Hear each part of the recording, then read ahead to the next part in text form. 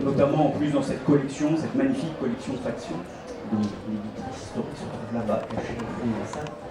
Merci Clémentine. Ce qui est intéressant dans cette collection, c'est que justement, ce sont censés être des romans noirs qui traitent de sujets pour la plupart actuels, et que là, ça permettait d'aller chercher loin dans le passé ce qu'on est en train de vivre malheureusement aujourd'hui. En fait, quand j'écris, souvent ça part d'une recherche historique. En fait, quand je travaillais comme consultant pour l'Office des Nations Unies contre la drogue et le crime, mon boulot, ça consiste, au-delà d'aller sur le terrain et de former les gars, ça consiste aussi à anticiper les grands mouvements de la drogue, la manière dont ça va se passer. Et ma spécialité, c'est de voir comment la guerre et la drogue interagissent.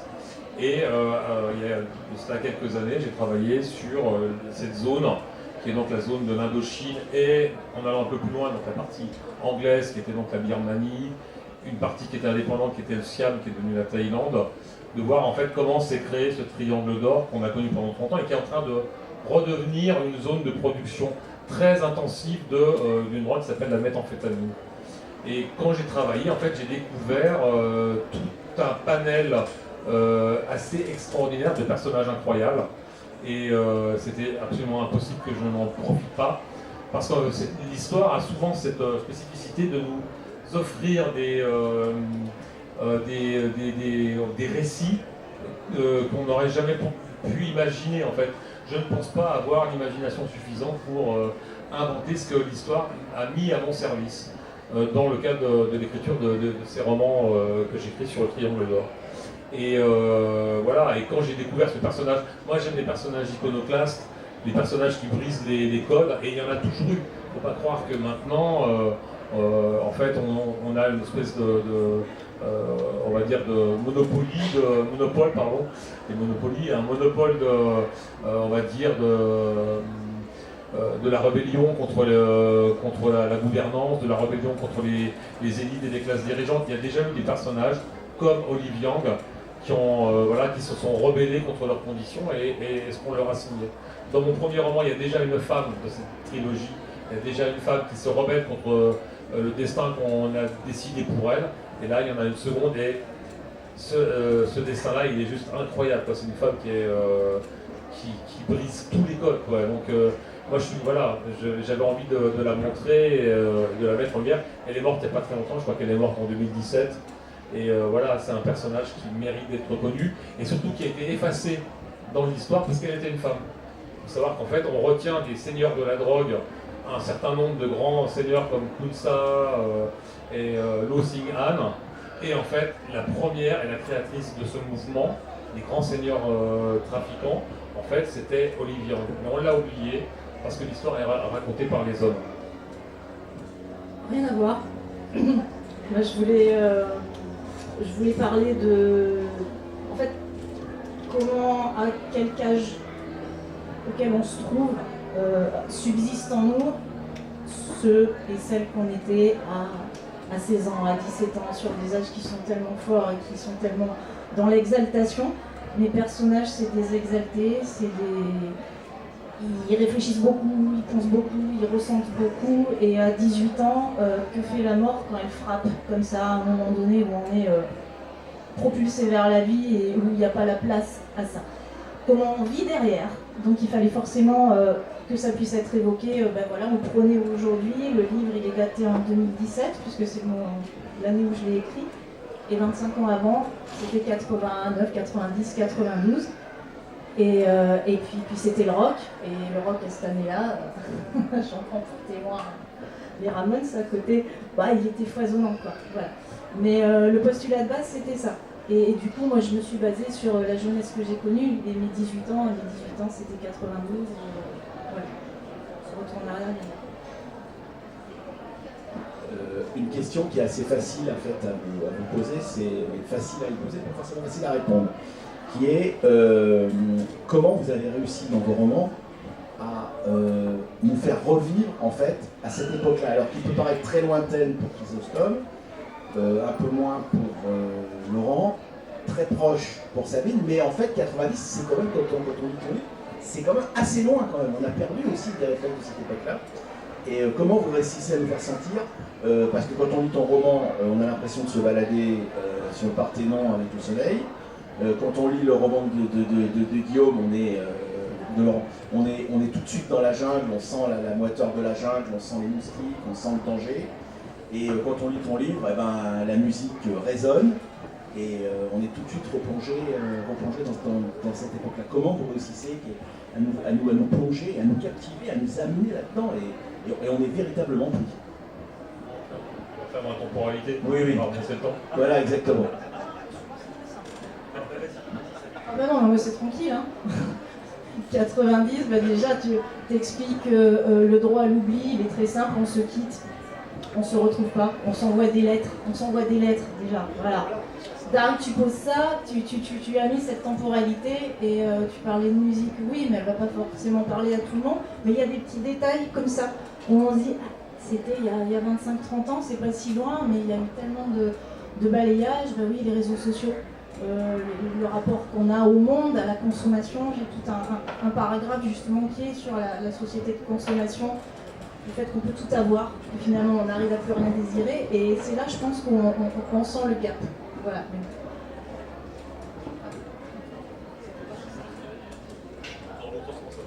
On remonte dans l'autre sens. En fait, pour écrire sur les années 50, c'est pas très compliqué parce que déjà la différence de la période socratique, déjà il y a énormément d'écrits. Moi je suis un grand lecteur de Joseph Kessel, Romain Gary, Blaise Cendrars, tous ces écrivains voyageurs. Et ce que je crois sincèrement, c'est que jusqu'à la révolution numérique, en fait, les êtres humains sont presque tout le temps les mêmes. Et en fait, pour moi, le racisme est un véritable non-sens, c'est qu'en fait, partout où je suis dans le monde, parce que j'ai eu la chance de travailler en Amérique centrale, en Amérique du Sud, en Afrique et ailleurs, et en fait, je retrouve presque toujours les mêmes modes de fonctionnement, les mêmes aspirations. Je retrouve un point commun en permanence que j'ai trouvé partout dans le monde, c'est le racisme. S'il y a quelque chose qui unit les hommes dans la connerie, c'est bien le racisme. Donc je pense pas, par exemple, et je pense que même à la période socratique, les hommes étaient comme maintenant. C'est-à-dire qu'en fait, ils avaient les mêmes aspirations au pouvoir, au plaisir, à l'avancement. Voilà, les hommes sont les hommes et les femmes sont des hommes comme les autres, ou l'inverse. Les hommes sont des femmes comme les autres. Donc, je pense que se poser la question de savoir l'environnement, en revanche, façonne les gens un peu différemment parce que quand on regarde la pyramide de Maslow, en fait, les besoins de sécurité ne sont pas les mêmes en Grèce antique et dans un village perdu d'un plateau du Laos, ne sont pas les mêmes que maintenant.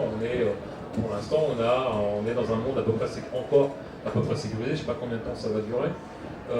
Mais globalement, les hommes en eux-mêmes ne changent pas, ils sont un peu façonnés par l'environnement, mais ils fonctionnent toujours de la même manière. Donc en gros, le fait de lire Kessel, Cendrars et d'autres, en fait, ça vous permet quand même de comprendre quel impact a l'environnement, et sur tous les grands voyageurs, comme l'est mon personnage principal dans ce roman, quel impact peut avoir le monde dans lequel elle évolue. Donc moi, j'ai pas de, je me pose pas. C'est pareil quand j'écris une femme. Je me pose pas la question. Si je commence à réfléchir à comment va penser une femme, je vais me planter. Je sais que je vais me planter. Donc en gros, je n'intellectualise pas la chose et je me contente le temps de l'écriture de devenir une femme. Et j'espère que je fais une femme à peu près crédible, parce que j'ai l'impression que oui. Voilà. Donc en fait, on se ressemble tous. Et à toute époque, je pense qu'il y a un gap, comme tu le disais, avec le numérique, où effectivement, là, je pense que ça va profondément modifier la nature humaine, le fait qu'effectivement on ait accès à tout sans souci. Moi, je me rappelle quand je me suis acheté mon premier album d'ACDC, des Zerbirock, en fait, j'ai fait 40 km en moto pour aller le chercher, je suis revenu, je l'avais contre moi, et en fait, je pense que j'ai joui 10 fois plus de l'écouter que mon gamin qui va sur son appli en 2 secondes et demie là, sans avoir fait le moindre effort. Donc je pense qu'en fait, le fait de faciliter en permanence les choses, effectivement, modifie les êtres humains, et pas forcément vers le mieux. Pour ma part, ça a été assez simple. Je pense il me semble que la Grèce antique étant l'un des fondements culturels les plus affermis de notre culture actuelle, en tout cas occidentale.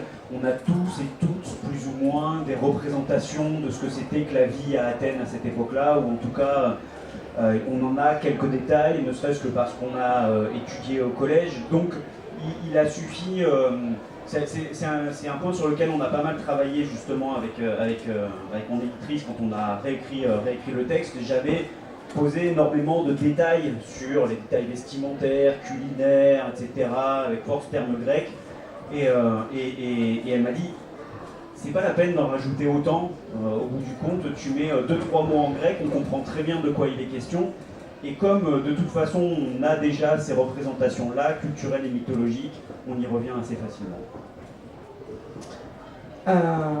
Je suis d'accord avec toi, mais enfin quand même, nous ce qu'on s'est posé comme question, c'est comment tu as pu faire émerger les dialogues.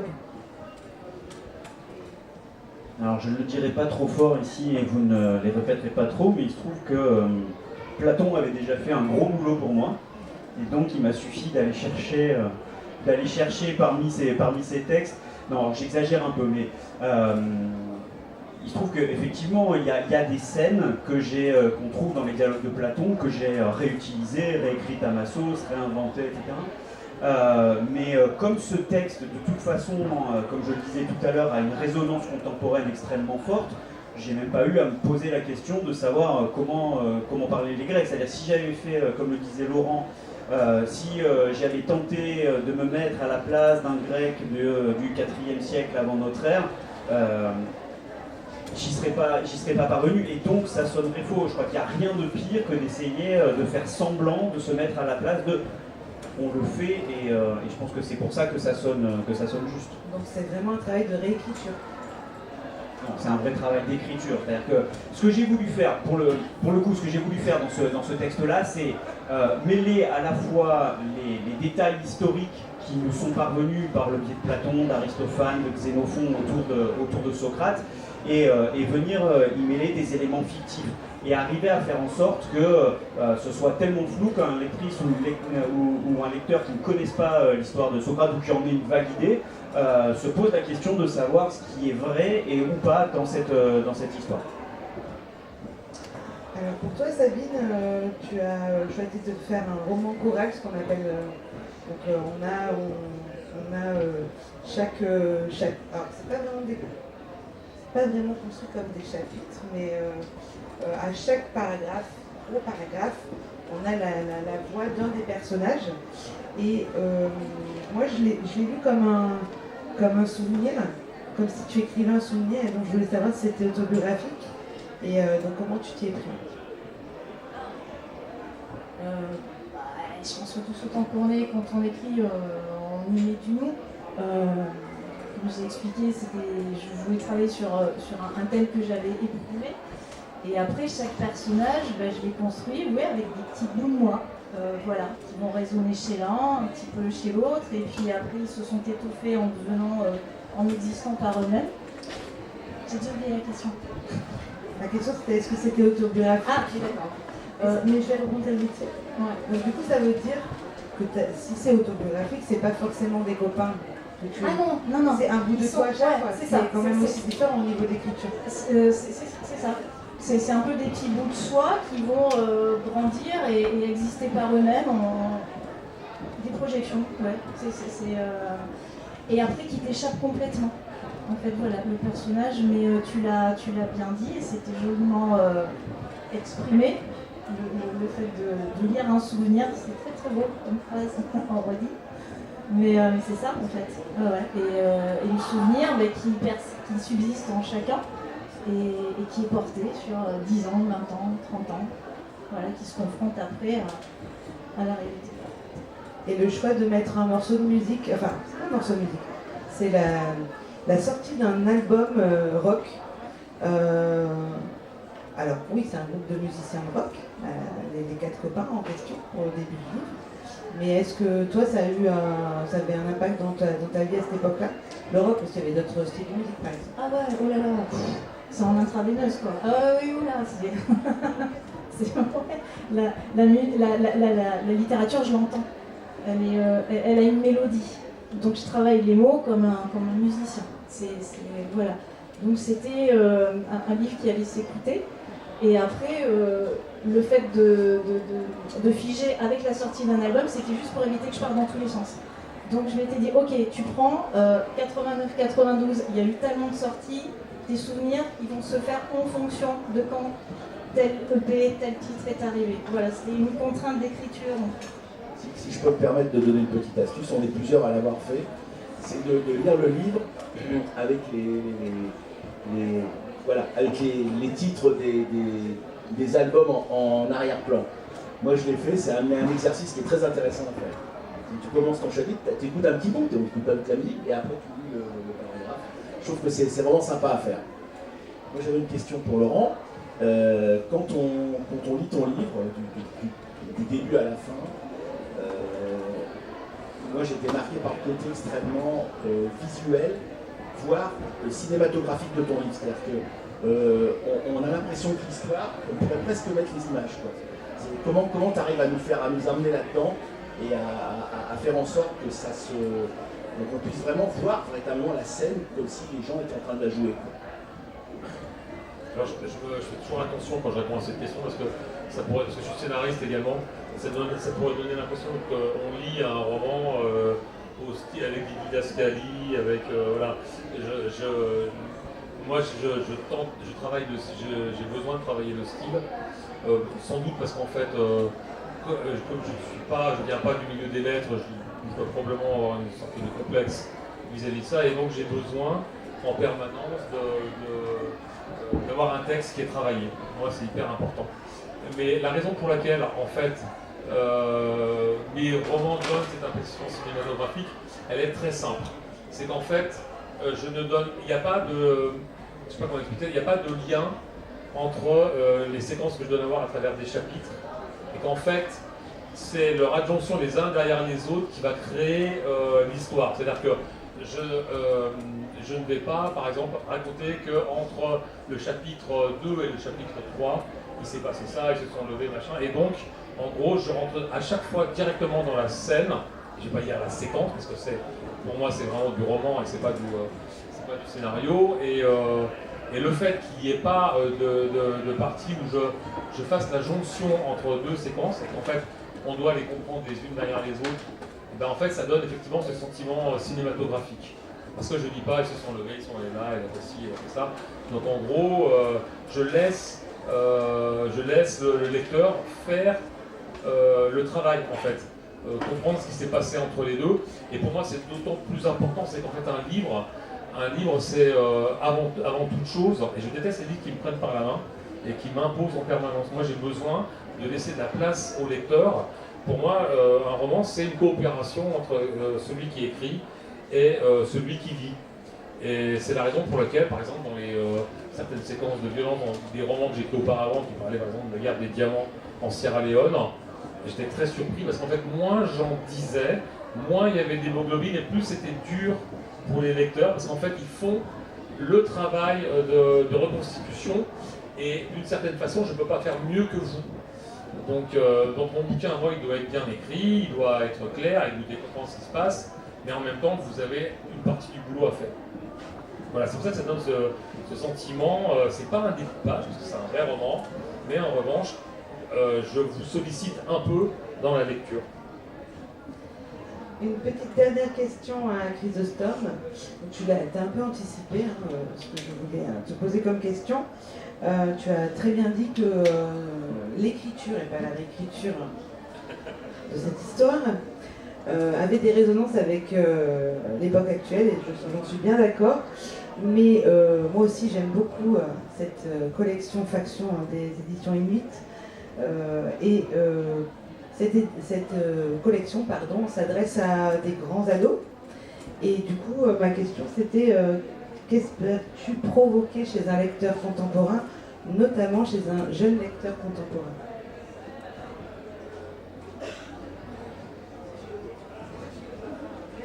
Je ne sais pas si j'essaye de provoquer quoi que ce soit. J'essaye surtout de partager des préoccupations. Souvent les élèves, quand je fais des rencontres scolaires, par exemple j'ai fait 2 jours de rencontres au collège et au lycée en amont du festival, me posent la question de savoir s'il y a un message dans mes textes. J'ai pas de message à délivrer, j'ai pas la prétention de détenir quelque vérité que ce soit. J'ai des préoccupations, j'ai des inquiétudes, il y a des thématiques de réflexion qui me tiennent à cœur et j'essaye de les partager avec mes lectrices et mes lecteurs. Comme le disait Laurent, je suis tout à fait d'accord, un livre ça se co-construit.